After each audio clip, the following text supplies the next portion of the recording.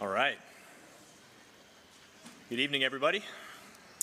We'd like to welcome everybody here, everybody online, and especially those who are visiting to Brentwood Church of Christ.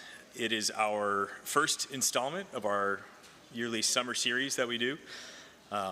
Today we have a guest speaker. Kevin Hyde is here, and he is going to be kicking off this summer series of lessons that we've titled The Footsteps of Paul. And we're going to be going through the life, the history, the character, the teachings, the writings of Paul this year for our summer series. Kevin joins us from Jacksonville, Florida, where he is an elder at the Lakeshore Church of Christ. He lives in Florida full time, but my dossier says that he's a part-time Nashville resident because there's some kids and a couple grandkids that live here. So I'm sure we were twisting your arm to come up and be with us here tonight. But we are certainly excited to have you here and to have your family here, and excited that we get to kick off another year of great lessons and learn a little bit more about the Apostle Paul. So with no further ado, I'll hand it over to Kevin.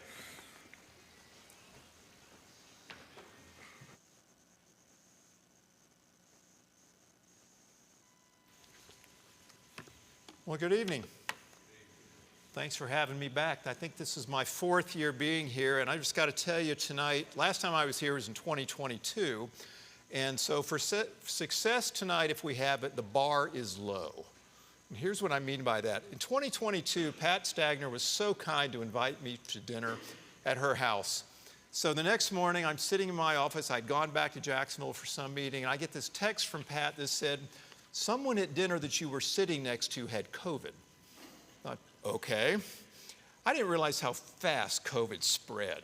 By that afternoon, I too had COVID. And so Pat had us for dinner tonight. I don't know what viral infection I'm going to get after this trip. It's possible. But as long as it's not COVID, which I have to admit I was one, because in Florida we did not believe in COVID. It even existed. I poo-pooed it completely until I had it and said, yep, this really is something. But anyway, I appreciate very much the chance to be back.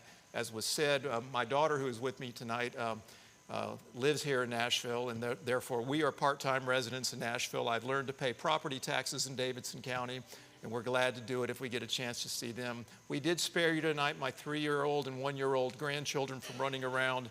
As my daughter says, they have the wiggles. They are getting their wiggles out right now, but we are glad to be back here. We're going to talk about, I really appreciate the chance to start off your series here. I asked Tim at dinner, how long y'all been doing this? And I said, what'd you say, 20 years, Tim?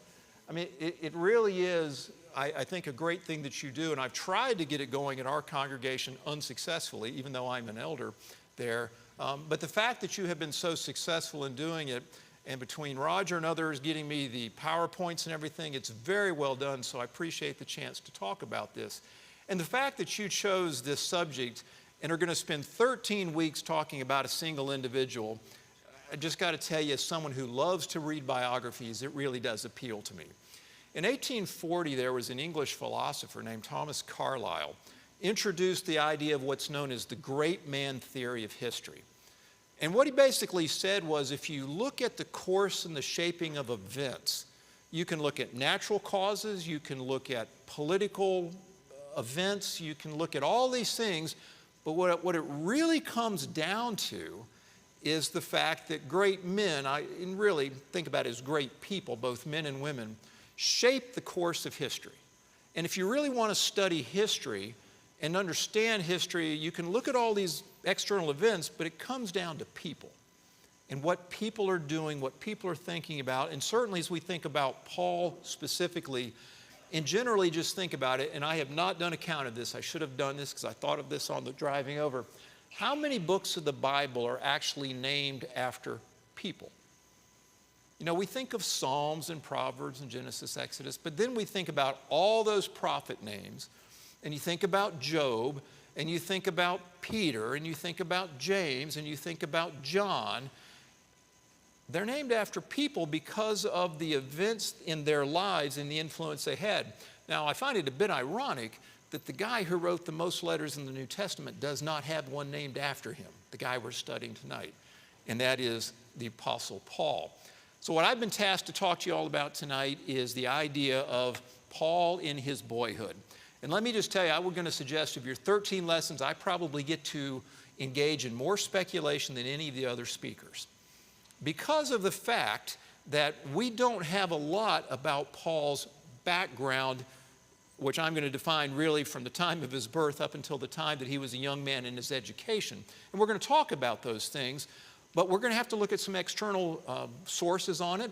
We're going to look a lot at the idea of Luke, who in the book of Acts wrote a lot about Paul, so we learn more about Paul's background from Luke than we do just from Paul's own words.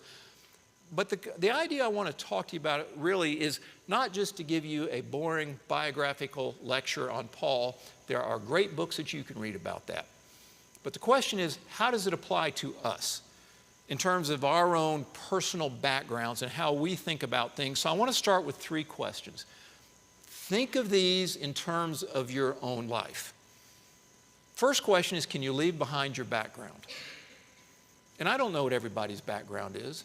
I grew up in a very small, it wasn't even a town, it was a farm in Florida. People, when they think of Florida, do not think where I grew up. It was the piney woods of North Florida.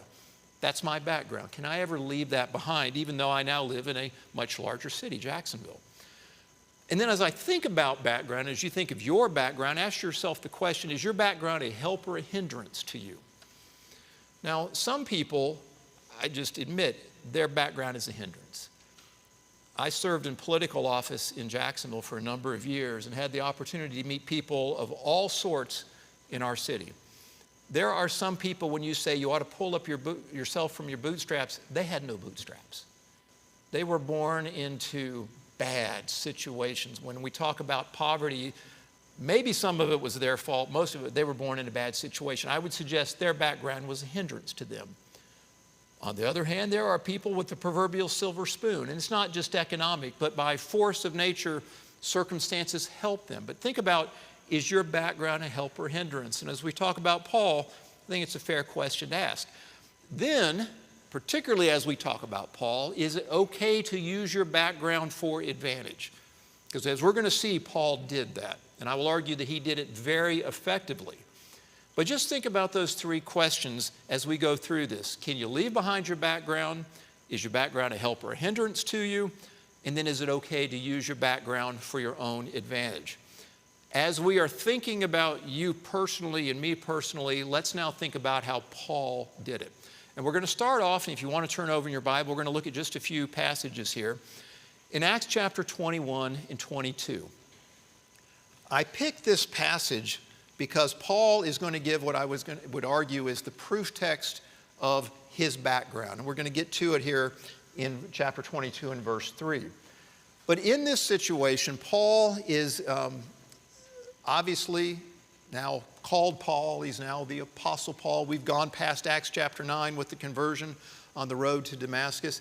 And he's in a situation where because of his preaching and because now of his notoriety, people know him. People are aware of him. People are ready to oppose him, which is what is going on in Acts chapter 21. You'll see there that his own people, the people that he was preaching to, the people who loved him, were imploring him not to go to Jerusalem because they knew what would happen to him if Paul re-entered Jerusalem. Now remember, and we're going to talk about this extensively, Jerusalem is essentially Paul's adopted hometown. And here he is wanting to go back there, and the people are saying, Paul, don't go. But anyway, Paul says, I'm going to go, and he does. And you see that in verses 12 through 15. And when he went there and did as it was his custom and went into the temple to preach, I use the word, and this is my word, defiantly brought Gentiles into the temple. We all know what Paul's primary mission was as an apostle, right? He went to the Gentiles. Whereas we know that in other situations, Peter went primarily to the Jews. Paul brought the Gentiles into the temple. Now just think of the reaction that you knew was going to happen to that. And Paul knew exactly what was going to happen if he would do that. We see that in verse 30, that he is seized, he's dragged out of the temple. And you've grown up seeing this event in Paul's life where he is soon going to be flogged. And we're going to see how he's arrested by the Roman authorities there. But just at the time that he is about to get into real trouble, and remember, he is now in the hands of the Roman authorities, Paul is going to use his background, and this is why we're talking about it. Paul is going to use his personal history to that date to not only save himself from the beating that was about to come, but to continue to be able to preach his message. So, look in chapter 21 and verse 39. I've underlined a few of them, but I just want you to see the points that Paul is making and emphasizing as he is now in this situation, and he's going to use his background. Remember the question, is it okay to use your background to your advantage? Paul does precisely that. He says, I am a Jew from Tarsus in Cilicia, a citizen of no obscure city. I beg you, permit me to speak to the people. Notice what he does there. First thing he invokes is his own religious heritage. I am a Jew. Then he's going to invoke his place of birth, his geographical heritage from Tarsus in Cilicia, and gives us this description that Tarsus is no obscure city. Just in that one sentence, Paul is able to bring in a number of things about his own personal background. And it wasn't just like, hey guys, I want to give you my biography here. He's doing it to set up this next verse that we see in chapter 21 and verse 40. He has used his background in order to establish his credentials so that he can then speak to the people. Look what he says in verse 40. And when he had been given permission, Paul, standing on the steps, motioned with his hand to the people, and there was a great hush. He addressed them in the Hebrew language, saying, and then we're going to get to what he says here. Here's my question. Would Paul have been allowed to speak had he not said what he did in verse 39? How he invoked his religious background, how he invoked where he was from. You see what he did? He established his credentials as someone they ought to listen to. I think had I been there and said, I am Kevin Hyde from Bell, Florida, a city of 227 people in a county that no one's ever heard of in Florida, which is true, do you think they would have let me speak next? No. It would have been like, who are you? Why should we listen to you? Because remember, we just drug you out of the temple because you were bringing Gentiles in. We don't like you. And that's why we had the Romans arrest you. Paul used his background so that he could then establish his credentials to begin speaking to them. So, let's look at chapter 22 now. He is going to clearly bring to the fore his background. First things he says to them, verse 1, brothers and fathers, hear the defense that I now make for you. Notice how he brings in a personal relationship with them. Was he technically their brother? No. But by dint of heritage, dint of commonality, dint of being of the same mind, he brings them in. He says, brothers and fathers, listen to what I have to say to you. He draws them in. And was it permissible? Was it realistic for him to be able to say brothers and fathers? Yes. Because remember what he said beforehand? I am a Jew. Establish that commonality. Talks about I am from Tarsus. We're going to talk about how that invokes his Roman citizenship. In other words, he's validating again why it is they should listen to him. Then, chapter 22, verse 2, and when they heard that he was addressing them in the Hebrew language, they became even more quiet. Because as we're going to talk about, not all Roman citizens, which Paul was, knew Hebrew.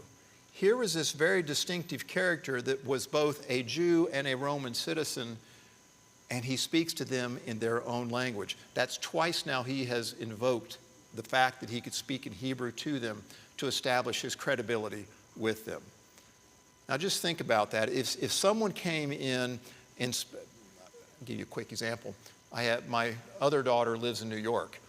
And she grew up in the South. There's not a lot of people in New York speak like her. And she doesn't have a real pronounced Southern accent. But when she's up there, she does, just because there's few other people. Same thing here. Paul was doing more than speaking with an accent that they recognized or were comfortable with. He was speaking to them in their same language. And again, establishing the credibility. Now look at verse 3. This is really the proof text for the evening here as we think about Paul's background. Here's what he says. And he's already said part of this. So this is the second time he says, I am a Jew, born in Tarsus in Cilicia, but brought up in this city, educated at the feet of Gamaliel, according to the strict manner of the law of our fathers, being zealous for God as you are all this day. For pretty much the balance of our lesson, we're going to tear down this verse and see how Paul, I'm going to suggest to you that verse encompasses his heritage and how he used his background to then convincingly preach the gospel. And I'm going to suggest to you that he does really three things. He's going to talk about heritage, his own heritage, place, Tarsus of Cilicia, and his own education. I don't know exactly why Paul phrased it in verse 3 that way, but again, remember, he's speaking to an audience that just a few minutes ago was hostile to him. They were dragging him out of the temple. But he's going to use these three things, heritage, place, and education, as a basis for establishing the message that he is about to give. So we're going to break that down a little bit. So just remember this. Paul says, I am a Jew, born in Tarsus in Cilicia, but brought up in this city, educated at the feet of Gamaliel, according to the strict manner of the law of our fathers, being zealous for God as you are all this day. So let's talk about heritage. Remember when we began talking about where you're from? That's what we're talking about here. How long does it take you when meeting a new person? How long does it take for you to get to that question, where are you from? It's almost a throwaway question because, hey, we're all from somewhere and you have to answer the question, right? It's an easy way to get the conversation started. Do you feel more comfortable when you meet someone from the same place as you? Even though you never knew them. I do, at least. You know, I'll meet someone from Jacksonville in an airport somewhere else. I'm looking around and I think they're my best friend because there's some connection there that doesn't otherwise exist in this place that I otherwise am. Paul starts that directly with his own heritage because we don't have a lot in the New Testament about Paul's family. In fact, there's really only one reference. We won't take time to read it, but in Acts chapter 23 and verse 16, Paul refers to, or the writer refers to Paul's sister's son. So it's referred to, Paul's nephew is referred to. Now his nephew saved his life at that time, so it's a pretty significant event. But that's really the only reference that we have. We don't have, like we have in Matthew, you remember the genealogical listings? You know exactly who was born to who begat who. We don't have any of that with Paul. So we have to think a little bit. That's why I said we're going to do a little rank speculation here. But the first thing that he does is to establish or use his heritage as a Jew to establish his credibility. I can almost envision the crowd as they're sitting here looking at this man that they wanted to beat just a few moments ago after they drug him out of the temple. I almost see them getting quieter and quieter and paying more and more attention with every word that Paul says. He talks about where he's from.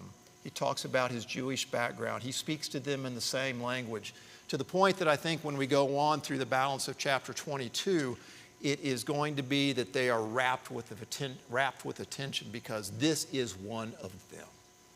He used his heritage very effectively. And, you know, I've always found it ironic. The thing they hated the most was that Paul brought the Gentiles in the temple. The thing that we know Paul the most for is because he brought the gospel to the Gentiles. But when he's first having to make his defense there, it's his Jewish heritage which saves him. Very smart in the way that he used that. So look what Paul says here. This is from Philippians. The reason that I bring this up is it wasn't only that one occasion in Acts chapter 22 when he was trying to save himself that Paul invokes his Jewish heritage. Here in Philippians, he does it again. A little bit of a lengthy reading, but let's do this. Notice, I'm sure all of you will hear the buzzwords of Jewishness coming through here. For we are of the circumcision, who worship by the Spirit of God and glory in Christ Jesus and put no confidence in the flesh, though I myself have reason for the confidence in the flesh also. If anyone else thinks he has a reason for confidence in the flesh, I have more. Now look particularly at verse 5 and 6. He's just made a statement that if anybody could be proud of their heritage, It's me. And now he's going to tell us why. He says in verse 5, circumcised on the 8th day, of the people of Israel, of the tribe of Benjamin, a Hebrew of the Hebrews, as to the law, a Pharisee. Could he say anything more to establish the credibility from the fact of his Jewish heritage? I can't think of anything more the man could say. But why was it necessary for him to do that? He had to, when speaking to the Philippians through his letter here, establish that he understood where they were coming from, that they too shared a common heritage. So he goes out of his way to share his biography here of where he was from. Remember, we're talking about three things: heritage, place, and education. Here he's clearly talking about his heritage so that he can later make an argument to them. Verse 6, he goes on to talk about, just to somewhat gloss it a bit, as to how zealous he was in his Judaism, as to zeal, a persecutor of the church, as to righteousness under the law, blameless. I mean, he really puts on here the mantle of his Jewish heritage as a basis for everything that he is later going to argue to them. Paul, just give you some other examples here. When Paul used his heritage, and when I'm saying heritage, I'm really talking about his Jewish background here. And as I was advancing in Judaism beyond many of my own age among my people, so extremely zealous was I for the traditions of my fathers. You see here an opportunity to say, I wasn't just Jewish, I was really strong in my beliefs and in the way in which I lived this idea. So extremely jealous.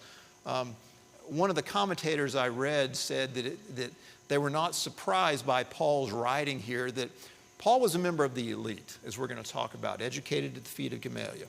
That apparently that was a very competitive group. And so in their writings, they would seek to one-up each other a little bit. And when I read that commentary and then read that verse, I can kind of see some flavor of that writing. When he used, I advanced in Judaism beyond many of my own age. Yeah, they're really not my peers. They're my same age, but, I'm beyond that. I'm extremely zealous. Maybe that was characteristic of his thinking at that time. He was also a Pharisee. And we distinguish, as we all know, about the distinction in chapter 23 of Acts, the distinction between Pharisees and Sadducees here. But he wore proudly the mantle of being a Pharisee. He says, brothers, I am a Pharisee, a son of Pharisees. It is with respect to the hope and resurrection of the dead that I am on trial. What was the distinction between Pharisees and Sadducees? Everybody remember? What was it, Tim? The Sadducees believed in the literal of the law, but they didn't believe in heaven and earth, and they very big list. The Pharisees, on the other hand, considered the religious experts. Yeah, and the distinction of who believed in resurrection or not. Yeah. Notice how, and the reason I bring that up is he doesn't just say, I'm a Pharisee. He wants to draw that distinction here because there is one between the Sadducees who were also Jewish. You see how the nuance of the detail, he's really going into the depth of his background as he's talking to the people here. So everybody see how he used heritage, his personal heritage, in these unique circumstances that came up. And hopefully it gives you a better idea, too, of what that heritage actually was. So then we talk about place. Just as everybody has a personal background, a personal heritage from their own family, everybody was born somewhere, right? Now, you remember the famous verse in John chapter 1, verse 46, when the people ask, can anything good come out of Nazareth? They were derisively wondering how this carpenter, this Jesus, why do I pay attention to him? Can anything good come out of Nazareth? Well, can anything good come out of Tarsus? Because as we're going to see, Paul, just as he did with his Jewish background, he claims Tarsus as his own. We've already read the verse in Acts chapter 21 and verse 39 that said that Tarsus was no obscure city. Here's a map of it. Tarsus today is in modern-day Turkey. What I want you to think about is not so much its geography here, but as we're going to talk about its cultural influences. Because of its geography, it was right on the cusp between East and West. And by East and West, we're really talking about Greek and Oriental. And what we're going to see is that both of those ideas, both of those cultures permeated into Paul's life. I think a direct result of where he was, and I'm going to use the word born. I cannot prove Paul was born in Tarsus. But let's, for sake of conversation, let's just say he was born there. I just don't want everybody to think that I'm asserting that we have absolute proof of that. We know, I think it's fair to say he was from Tarsus. Just in the same way, I wasn't born in the little city or little town I told you I'm from. It's where he considered himself to be from as opposed to his place of his birth. Notice how it sits there near water with easy access to the sea. So it had almost a port feel. It's not technically, a coastal city right there as a port, but it was a great place of great trade. One of the things that they were most noted for was flax. From flax, linen comes. So it was the linen capital of the world right there. Because of its proximity, you can go east and west, north and south. Well, not so much south, you run into the sea, but you can go north there, easy trade routes. What that did was bring people to this city. What did Paul say of his city? It is no obscure city. And I think what he was primarily talking about was commerce, but it was also a place that greatly valued education, which we're going to see play into Paul's life coming up in Acts chapter 5. So these verses here, we won't take time to read them, just very simply are times when Paul either went back to Tarsus or identified himself with Tarsus. The point of this is just merely to say when we're thinking about place, I would argue that there are two places that were wildly influential in Paul's life. One was Tarsus and then later Jerusalem because that's where he was educated and, as we know, spent a lot of time. But I like Acts chapter 11 in particular. When Barnabas was wondering where Paul was, he went to Tarsus to look for him, which tells me that's a place that Paul must have retreated frequently. This is just a commentary on from a book about the life of Paul. And the author here, Mr. Murphy, says, your home is in a great city and you occupy a fertile land because you find the needs of life supplied for you in great abundance in production. Because you have this river flowing through the heart of your city, moreover, Tarsus is the capital of all the people of Cilicia. Pretty glowing description of Tarsus there, of the way that at least this author thought of it. And somehow I think that maybe in a way Paul thought of it that way. So real quickly, just the geographical and political lesson.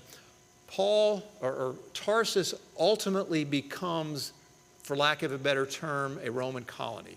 It was granted the status of a Greek city-state, and what happened when that occurred was you went from being just a place subject to an overriding government to being allowed to have your own government, including the fact that you could issue your own currency.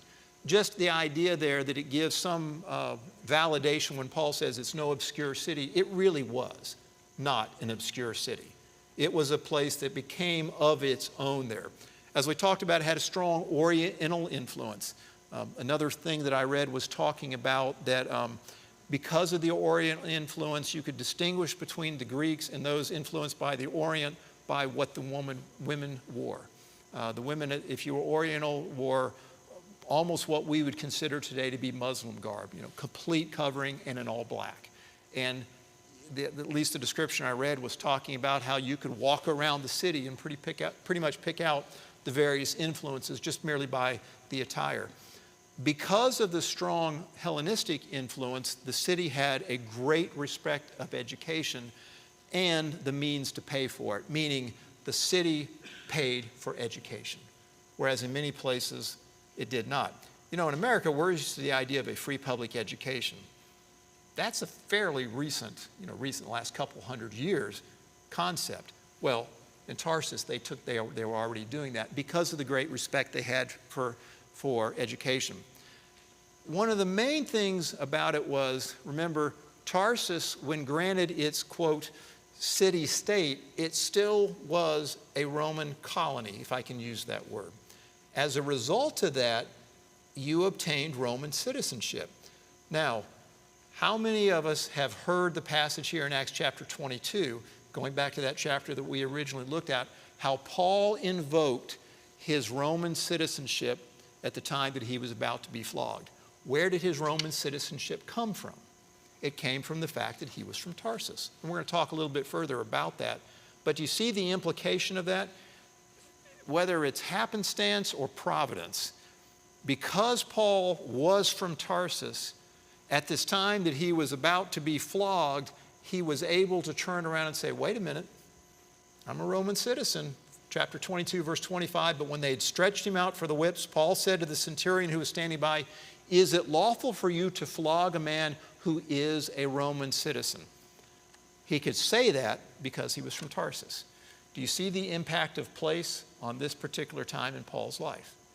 So we've talked about heritage and we've talked about place.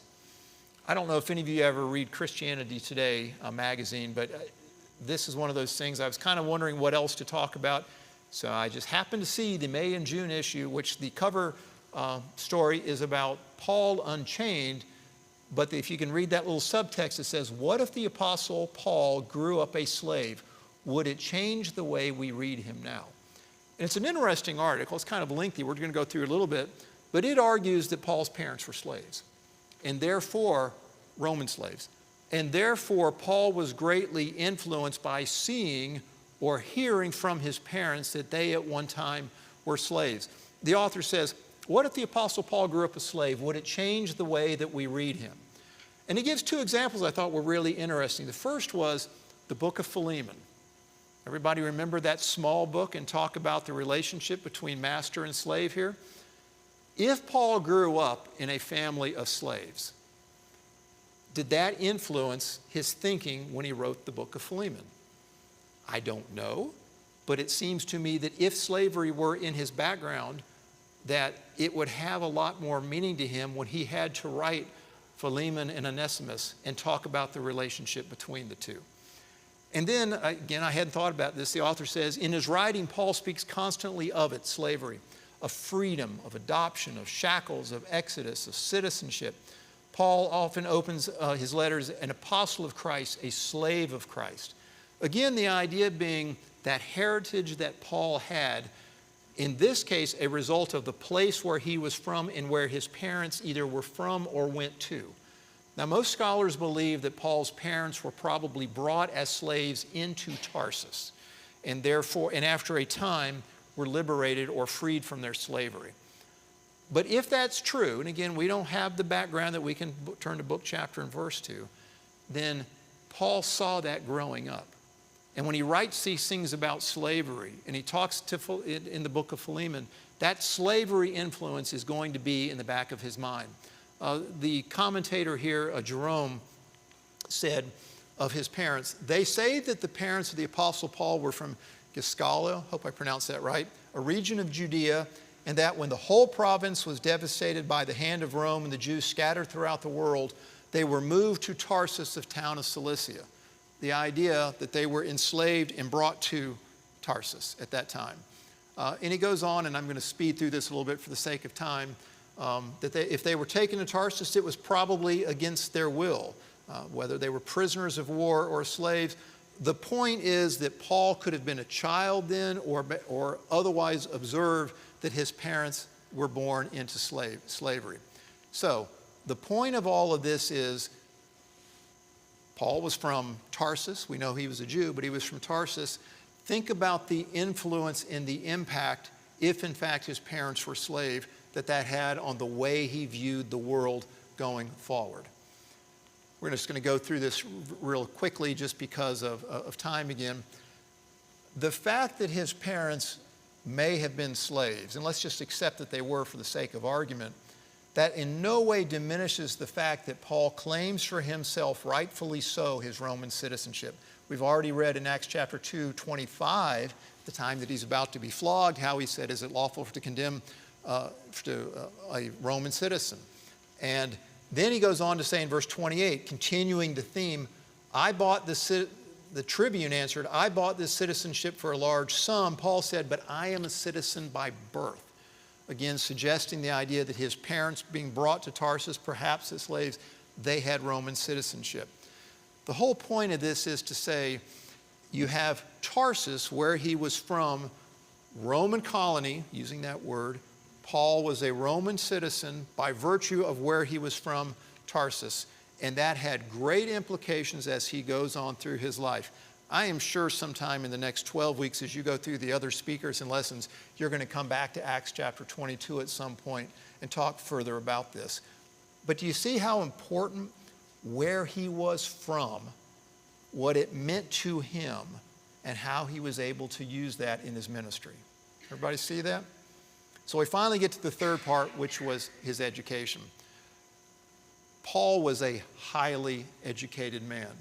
In fact, if you read in other places, I believe it's in Galatians, you almost see times Paul almost dismissing his education. Not in the sense of saying, I'm sorry I was educated, but just saying, you know, I speak very simply. I am not an eloquent man, or things like that. Maybe he wasn't eloquent in speech. We don't know. We don't have recordings of him. He was a highly educated person. It is likely that Paul left Tarsus for Jerusalem around age 20. The reason he would have left is because he had reached the maximum that Tarsus had to offer him educationally. And you go into Jerusalem where he could get basically a graduate degree. So now you have here Luke confirms many times over in Acts that Paul was educated in Jerusalem. And the way that we know that is he's showing Paul's pre-Christian activity, which are indicia of his education that he would have received there. Even in Acts chapter 26 and verse 4, Paul says, my manner of life from my youth, spent from the beginning among my own nation and in Jerusalem, is known by all the Jews. You see how Paul is, he's left Tarsus, even though it's not an obscure city, he's gone to the big city now.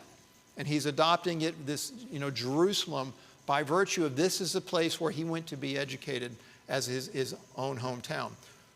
Remember when chapter 22 and verse 3, our proof text, one of the things he brings in there, I am a Jew educated at the feet of Gamaliel, according to the strict manner of the law of our fathers. This is the equivalent of saying I went to Harvard, or, fill in the whatever school that you want to put in there. This is saying, don't forget, guys, I was educated at the feet of Gamaliel. I think most of us remember the occasion in Acts chapter 5 when there was this great dissension about the people who were preaching at that time, and there was a great disturbance going on. And Gamaliel stopped everybody and basically said, and he gave some historical examples. And he said, if these people are people of God, they're going to prevail. But if they're not, they're going to fall away just like everybody else. Gamaliel was able to do that because of his knowledge, because of his historical knowledge, and how he interjected that. You almost get the scene, as soon as Gamaliel said that, all conversations ceased. This is the person who Paul sat at the feet of. To me, it would be the equivalent of Socrates or Plato or Aristotle having that direct education. That's exactly what Paul had. What were the characteristics of the Jewish education that Paul would have been exposed to? There was a strong exhortation to study. We won't take time to read all of these, but there would be groups of people, typically 10, get together and talk about and discuss and probably argue. They often studied in groups. One of the things they studied frequently is rhetoric. And rhetoric is not just speaking. At the time, rhetoric was also letter writing. And I say that for a reason. Who's the most prolific letter writer in the New Testament? Paul. I think it makes sense to suggest and believe that manner in which he was able to so effectively write to the churches and to people was a result of the education that he received. So, what can we learn about the background? Let's stop in the last 5 minutes here before we quit and think about heritage, place, and education. A Jew born in Tarsus, or from Tarsus, of Cilicia, no obscure city, educated at the feet of Gamaliel. We could stop there and just say, okay, if I ever have to play Trivial Pursuit or Jeopardy, I'm going to do really good on that question. What's the importance of this? Go back to what we talked about at the beginning. Can we overcome our background? Is our background a help or a hindrance? Is it okay to use our background to our advantage? I would suggest first, as to Paul's heritage, he is a perfect example who had a bias, a clear bias against Christianity. Remember all those verses we talked about, how he wanted to persecute them? He overcame that bias that he had by way of his background to become, as we said, the person who brought the gospel to the Gentile. Why didn't God choose someone with a more humble beginning to be the one that brought the gospel to the Gentiles? I don't know why Paul was particularly chosen, but I do think that his background really gave him an advantage to being able to talk to the people that he was later going to speak about. Then we think about place. Paul very effectively used his place. Just think about the verses that we've gone on citing. How many times he said Tarsus, how many times he said Jerusalem. Always threw that back in so that the people could understand, I'm one of you. And because of where I'm from, I have credibility. And it wasn't just because I get to pick a place on the map. Remember what we said about the influences of that city in Tarsus. A Hellenistic influence, Greek and Roman, and a strong Jewish influence that he got from living in Jerusalem. Paul had both sides of the equation. So that when he went to speak to the Gentiles, and particularly the Judaizing Gentiles, he was perfectly suited to do that. So I ask you the question, as you think about it, what is your hometown advantage? Whether it be where you live now or where you're from, however you define that, and how do you use that for good? And finally, we think about education. Paul could have easily lorded himself over others and talked about every time there was a chance to say, don't forget, educated at the feet of Gamaliel. He never did that. In fact, and we won't take time to read it, but read 1 Corinthians chapter 1, and particularly as it goes into chapter 2. He spends a great deal of time talking about how God uses the so-called wisdom of the world to be confounded so that people know that the source of wisdom is God and not man. In other words, Paul could have gone one of two ways with his education. He chose the right way by not relying on it, but relying on God. So, we've come to the end of Paul's boyhood. And I forgot to read who has the last lesson, but frankly, they have it the easiest because they get to pull out this verse here, so I beat them to it. Because we know that Paul, at the end of his life, says, I have fought the good fight, I have finished the race, I have kept the faith. Henceforth there is laid up for me the crown of righteousness, which the Lord, the righteous judge, will award me on that day, and not only to me, but also to all those who love his appearing. We think of that verse as one that we want as the benediction of our life. But the reason I wanted to close with this was to suggest to you that Paul could not say that verse without the heritage and the place and the education that he had, because it allowed him instead to live the life as he did and set the course for his life. I wish you well during your next 12 weeks. I wish I were going to be around, but I know I can watch online, and I look forward to your other speakers. And as I said earlier, thank you very much for having me. We'll stop right here.